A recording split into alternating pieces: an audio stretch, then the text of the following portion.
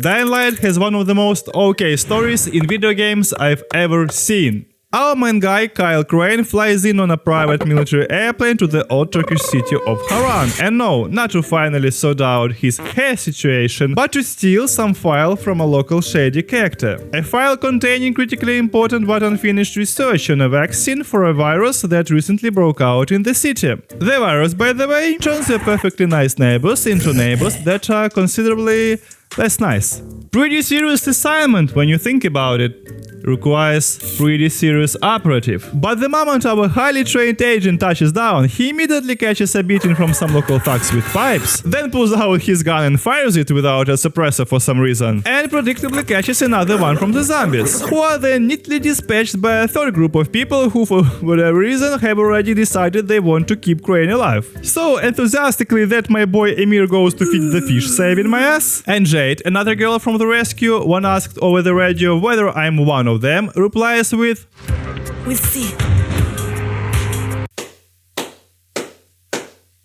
Hello a hook, right? Back in 2016 I played through this game in about 6 hours, sprinted to the ending and forgot about it for a decade. But you might ask, if I'm sitting here telling you the story doesn't really deliver, why did I start making this video at all? It all comes down to this message. Ryptail, it's you from the future. Play Dying Light. It's literally the best zombie apocalypse game out there. Give it another chance. You were just playing it wrong. It's actually really something. The whole thing is about... You just need to... I can hear him.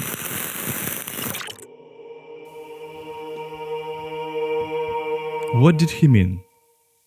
So 72 hours have passed since all of that. Crane wakes up in one of the apartments belonging to the group that pulled him out of that mess. The kids already think he turned. But it's a little early to write off our disaster of an operative. As long as he's still on his feet, there is still something to see here.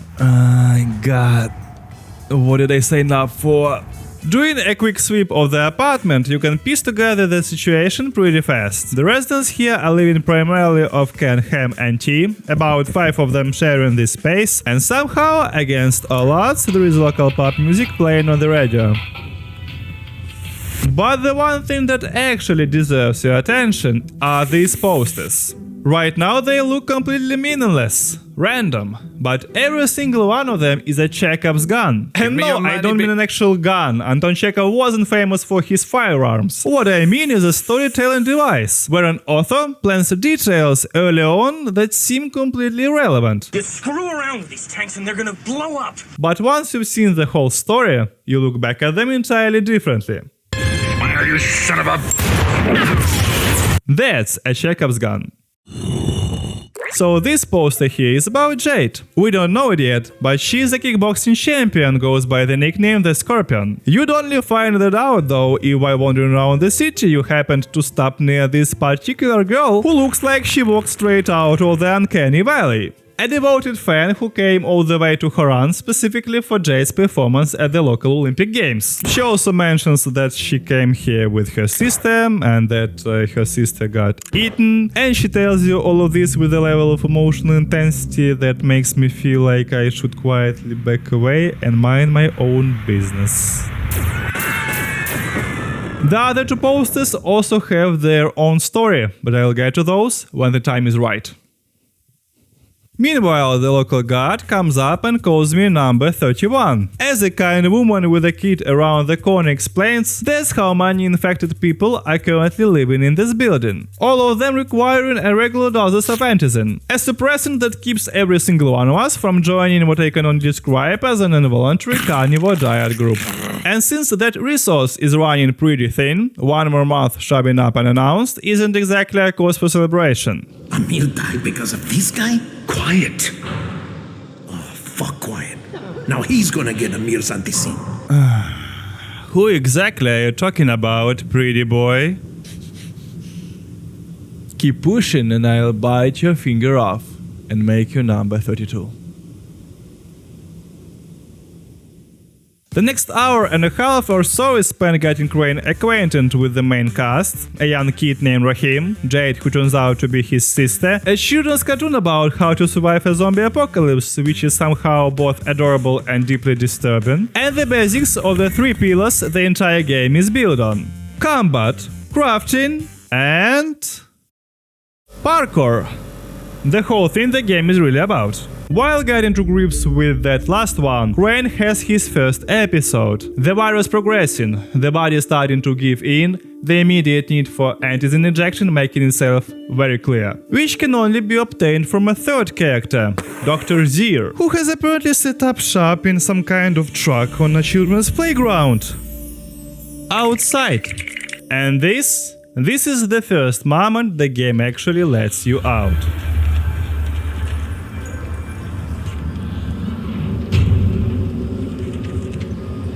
Brief, but kind of magical. Crane doesn't know it yet, but in a couple of weeks he will be a completely different person, and the game will never once say that out loud. But before we get to any visible transformation in our guy, we need to introduce a couple more pieces to get the full picture. Turns out Zir isn't just some guy you visit for your shots. He is actually a respected scientist currently in the early stages of developing a vaccine. He has even been scattering chunks of meat around the city injected with a recombinant version of the virus to test a few hypotheses. Meanwhile, the kid in the booth next door gives us a job. Charge up a series of traps he's placed around the area, so that a guy named Bracken, the leader of the group living in the tower, can head out on a night run for an antigen airdrop that's running dangerously low. The daytime drops tend to get picked up by Rice's people. Rice, also known as Kadir Suleiman, is actually our main target with the file. The funniest part is that everyone keeps warning us that going out at night in Haran is dangerous, but nobody actually explains why. Maybe you just can't see where the roof ends in the dark, maybe there are a lot of very aggressive rats, or probably both. Charging up another trap, I get a call over the radio. One of the guys clearing out a safe zone for Bracken's run just got cornered by a pack of zombies and needs backup. Getting there and dealing with the immediate problem, Crane discovers something that genuinely ruins the whole romantic idea of a zombie apocalypse. This game doesn't just have slow zombies. It has fast ones. The kind that climbs walls with nothing to grab onto, clear fences in one jump, and actually dodge your attacks.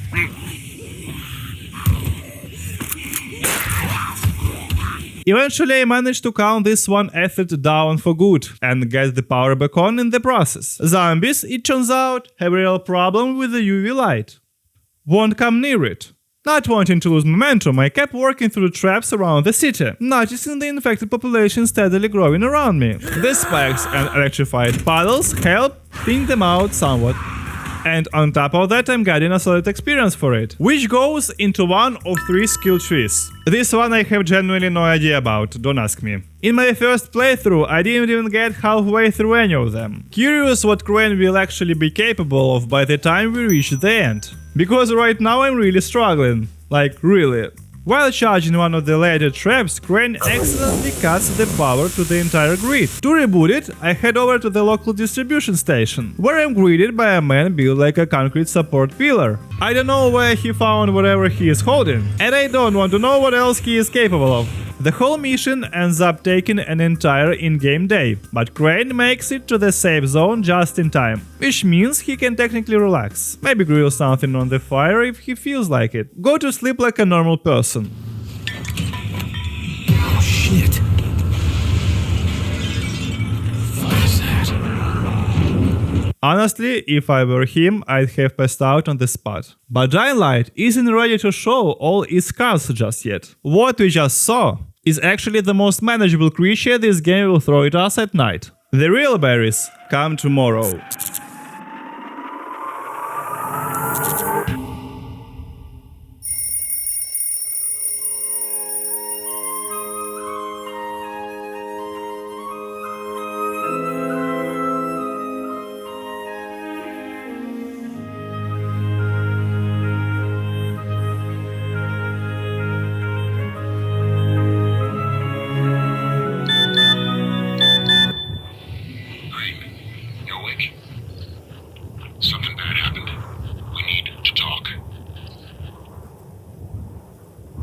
So Bracken's night run didn't go well. The whole group that went with him got taken out, and Bracken himself got introduced rather forcefully to the business end of Rice's People's Pipes. So Crane volunteers to go out on the next run himself, and everyone just agrees.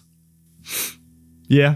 Obviously this is all coordinated with our employer back at JRE. Take a big step back and literally fuck your own face! Waiting for evening to come, it's finally time to move. The first airdrop landed somewhere around the depot, on the roof of one of the buildings nearby.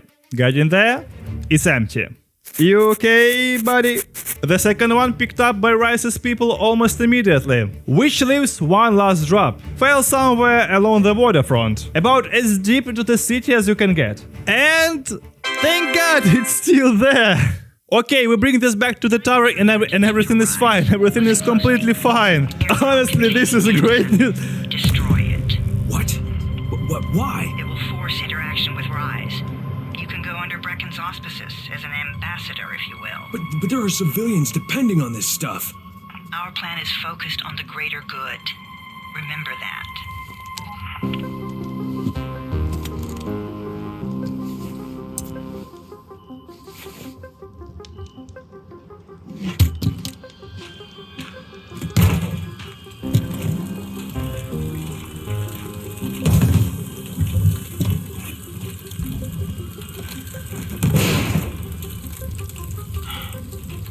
Jade, I'm at the airdrop.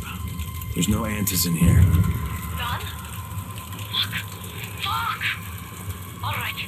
Get back here and be careful. The nightmares are awake. Don't let them see. Oh, shit. They must have heard me.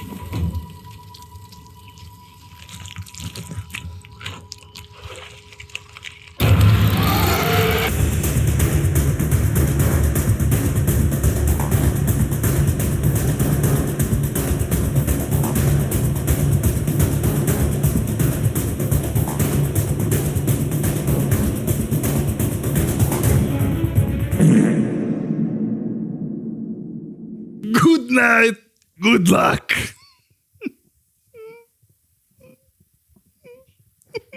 What in the... Look at the size of these things! Harron's finest overgrown rats. After that warm introduction, I spent the next 4 in-game nights sitting safely indoors until I realized night runs give you double experience. But sitting up on this roof, thinking back on everything so far, I still haven't found anything genuinely new. It's dynamic, sure, interesting enough at first, but not enough to call this game a masterpiece the way I did, apparently, in that message. There has to be something else, something underneath all of it. So I decided to try something I'd be avoiding in games like this.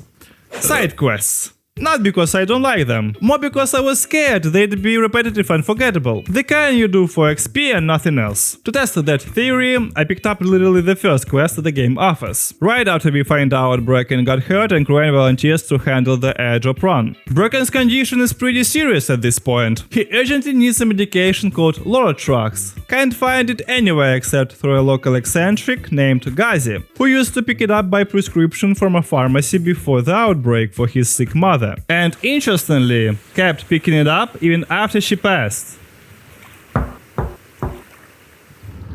If Mama ain't happy, nobody happy. So you better make Mama happy.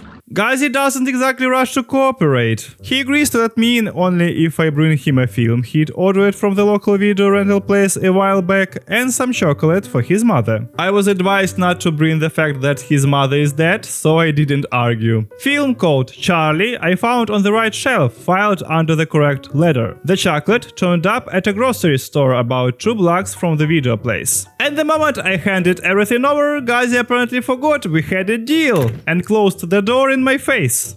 Gazi! Gazi! You little shit. Gazi did not come back out, so I climbed up onto the bridge above his building, dropped onto the roof and worked my way in through the attic, where I found this. Hello, Gazi. Shh! The movie is on. Mama's watching.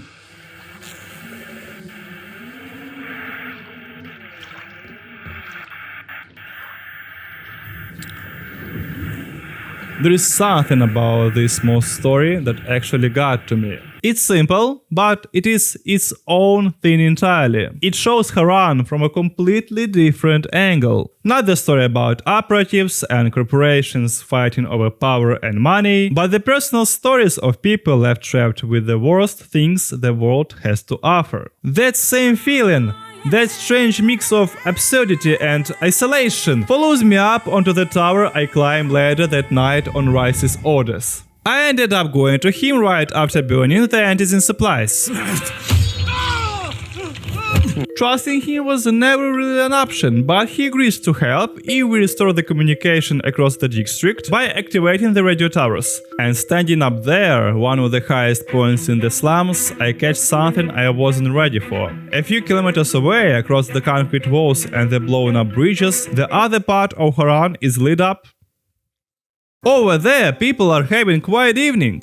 Drinks at a bar, thinking about tomorrow's work presentation, watching television. Over here, children are pressed against their mothers, waiting for the next airdrop, hoping the suppressant holds a little longer. God, something biblical comes to mind immediately. Elysium? Around this point, by the way, Crane has picked up dodging, sliding, and what I'd call the signature move of the entire game, two-footed dropkick.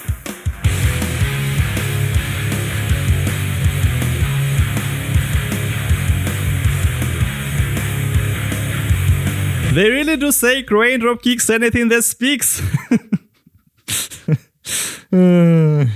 Okay, moving on. Rice naturally doesn't hand over the antizen the moment Crane shows up. Instead, he needs us to do a little errand run. The details here aren't really the point. What matters is that during this stretch I got to see everything Haran has to offer. Parkour challenges, spots like the Cat Memorial where I found a blueprint for a claw weapon that doesn't just kill zombies but tears them apart, and side jobs like restoring a gas line so some unhinged self-declared marshal could test his handmade wall of hell.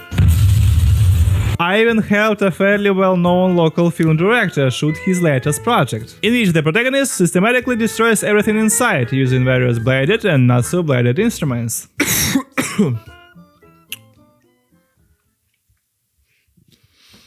Anyway, I thought the strangest thing that could happen in Haran was filming an action film, but then I met Tolga and Fatim. Quite possibly the most imposing pair of engineers you've ever encountered. They work for someone called Volkan Yasivdal, the wealthiest man in Haran. They are developing some kind of classified project, and their representative hired me to assist them with whatever they need. And the level of condescension these two motherfuckers operate at is genuinely impressive. Are you Tolga and Fatin? Yes, how did you surmise that? This project is far more important than anything your proto-human craniocogitator is capable of understanding. Just tell me what you need. Well, hooks, obviously.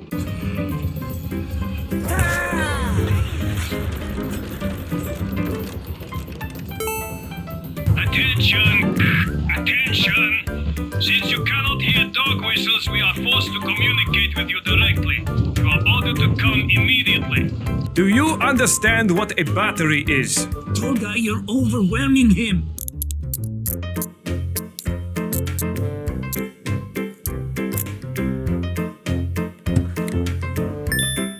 Well, no problems with the counting part of the mission? Using the borrowed intelligence we have imbued you with, you will find a military-grade mobile sonar unit. Bring it to us. Bring it to us.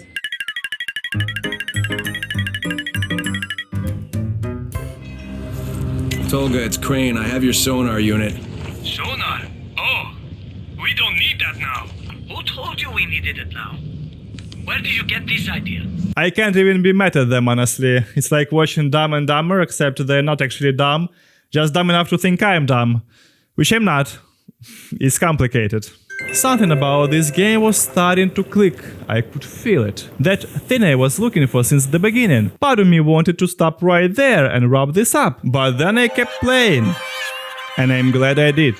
Once everything delivered, Rice launches into his little sermon about how we serve the wrong people, how we obey them like a dog the same way we obey him. He doesn't respect that, so instead of the 2 boxes of antizin we agreed on, he hands over 5 ampules and says if we want more, bring him Jade, the scorpion, to fight in his pit. Yeah, go to hell. What else does he want? A foot massage and a fresh cup of tea? Oh, yikes. Either way, while I was out running errands, someone in the tower turned. Jay tells me it happened in one of the apartments that still had living people in it. Bracken was trying to save as many people as possible, and in the process they lost an entire floor, children included. The game never shows us Crane's internal monologue about this, but I can say with complete certainty that whatever he's feeling, his share of the blame isn't any smaller than Rice's. I'd also given a pistol to one of the tower residents, a guy named Dawood. He said he needed it to protect his son and wife. As it turns out, Dawood used that gun to force his way out of the tower and injured someone in the process. And he left his wife behind entirely. And then it gets even harder. Antizin still needs to be dealt with somehow, so Jade and I head to one of the Rice's warehouses, located in the school just behind me here. Inside I genuinely appreciated the nod to Ravenholm from Half-Life 2. You know this one, the zombies, the wall, the chainsaw. I see the resemblance. Turns out the school warehouse is where Rice was storing his explosives. And you might remember a kid named Rahim from earlier? He died because of those explosives. Wanted to blow up a nest of infected on his own to prove he could do something useful. The game frames this as a deeply significant moment for Crane. For me personally, not quite. If the game had given us a mission or two together, let me understand what he wanted and what he was afraid of. Maybe. But the way it cuts his story short just didn't land for me. Oh, and you remember Jade? She also... Actually, no, she didn't die. But she does blame Crane for her brother's death now. And Dr. Zir?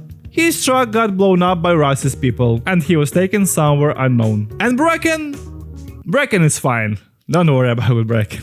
To get Zir back, Crane has to go directly into Rice's headquarters, where the game finally lets me properly enjoy the firearms. Very overpowered. The only thing missing was the ability to lean around corners, which meant a lot of very direct face-to-face exchanges of gunfire. During the rescue, Zir tells us he passed all his data and research to Jade before an attack, and that she is now headed to Dr. Campbell in Sector 0. Doc?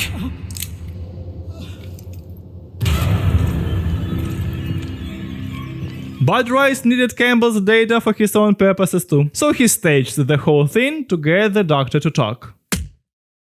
What the hell, man?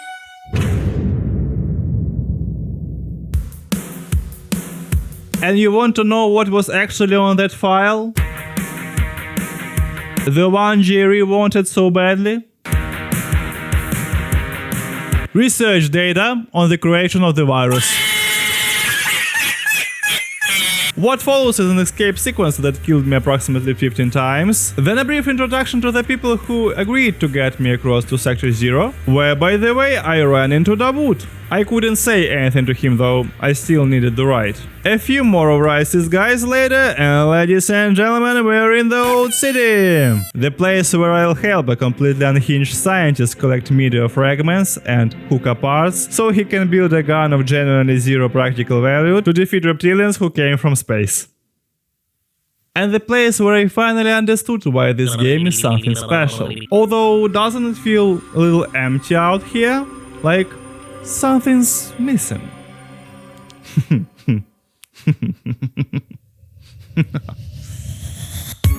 you're down and you stare out your window, hoping that you'll come up with some words to say. That's not okay. When you feel like you're fed up with heartbreak, and you know that you can't take another day. Well, that's not okay.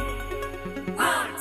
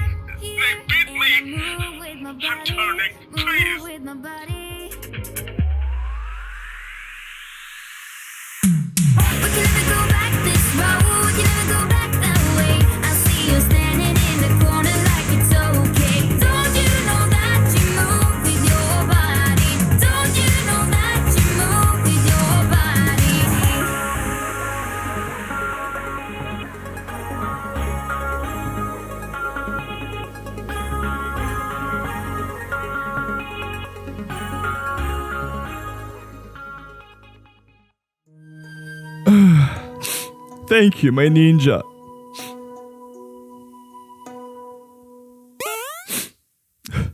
He's gone, but he left something behind. An absolutely enormous amount of experience points, which he immediately put into the grappling hook. Crane is no longer just dropkick anything that speaks, he is now flying dropkick anything that speaks. Slash Spider Crane, still haven't decided on the name yet. But anyway, fall damage is basically a memory at this point, the inventory is probably carrying the highest damage weapons in the game, and the game itself starts heading out quests that deliberately breaks the fourth wall, like the one where you restore the city's water supply by opening 4 valves scattered across the map. But at the very end, after all of that, you are invited to drink from a fountain. And what does Crane do? He pulls out a branded Dying Light mug, fills it up, and takes a selfie on a phone. Crane is no longer just an operative trying to do his job, he has become part of Haran itself, a living embodiment of his own progression. Which is exactly why the ending lands the way it does. When Rice tries to use Zero's research as his way out, Crane kills him and stays, because if he leaves, the government has every reason to destroy the city, and everyone's still alive in it. Jade doesn't make it though, but she goes out on her own terms, and I don't know. We'll remember her. Oh, and Fatima and Tolga? Remember them? They were building a submarine this whole time. Fatim, Tolga, I want ideas. Human cannonball. Too dangerous. A tunnel to China? Too much digging. A jetpack? Jetpack. Yes. I want a jetpack. I believe they do this purely for the love of the game. Daylight has one of the most okay stories I've ever seen, but it was never really about the story. It's about the gradual evolution of a person who gets put into the lives of the most interesting people in Haran. A Haran where your choices leave marks. A Haran where someone buried the dead so they wouldn't just rot in the street. A Haran where I was running through the area near where I burned the antizin when I heard a blood-curdling scream. Following to the source, I found a door, and a very agitated man came out saying his wife was in labor and he urgently needed alcohol. I gave him what I had. Not enough apparently. So I gave more and more. At which point I decided to find out what was actually happening there. We're gonna drink our granny's house down to the ground, down to the ground, down to the ground. Sell her slippers, her galoshes, and her sandals. This when I understood what I meant when I wrote that message to myself. So yeah, I hope I brought you joy with this video and a bit of nostalgia. I'd be happy if I did, I tried my best. And if you've got a few more minutes, there is another video I worked pretty hard on. I think you might like it.